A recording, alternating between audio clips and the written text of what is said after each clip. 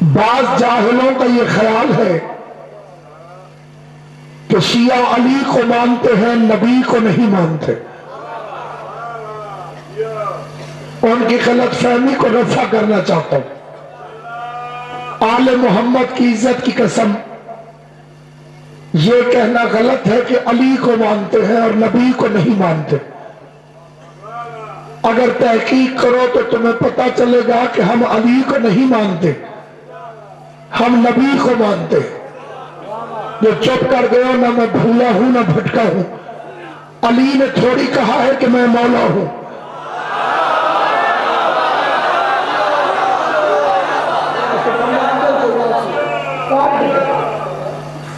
مولا علی نے کہا ہے کہ میں مولا ہوں۔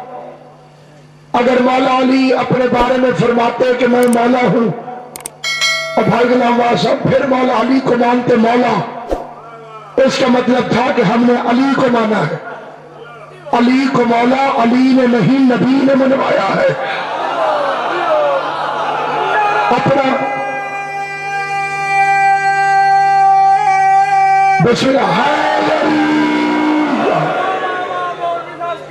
بابا کی عام چھٹی ہے، یا علی سے کوئی چھٹی کوئی نہیں، اس لیے کہ وہابیت کا وائرس پھیل چکا ہے۔ اپنے پرائے کی پہچان کے لیے چہرے دیکھنے پڑتے ہیں۔ شجر سب حرف زن ہوتے ہیں، غنچے بول پڑتے ہیں، علی کا ذکر آ جائے تو شجرے بول پڑتے ہیں۔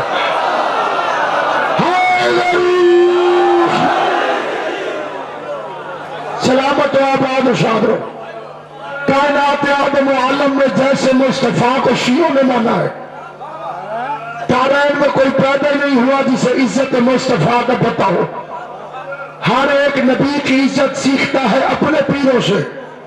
تجھے پیری وہ ملے ہیں جنہیں 40 سال بعد پتا چلا کہ یہ نبی ہے۔ 40 سال پہلے ان کے ہوش و حواس میں بھی نہیں تھا کہ یہ کون ہے۔ مجھے وہ پیر ملا ہے جو نہج البلاغہ میں فرماتا ہے مقر بالنبی فی بدل الامی، ابھی علی دنیا میں نہیں آیا تھا اور محمد کا احترام کرتا تھا۔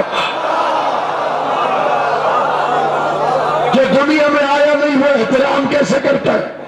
مظفر صدیق جو دنیا میں آیا نہیں اس نے احترام کیسے کیا؟ تاریخ کہتی ہے ادھر مصطفیٰ تشریف لے کر آتے، ادھر علی کی ماں کھڑے ہو کر استقبال کرتی۔ لوگ کہتے تو سردار کی بیوی ہے، یہ یتیم لڑکا ہے، اٹھتی کیوں ہے؟ جواب آیا خدا کی قسم میں نہیں اٹھتی، محمد آتے ہیں تو علی کی آواز آتی ہے، اما اٹھو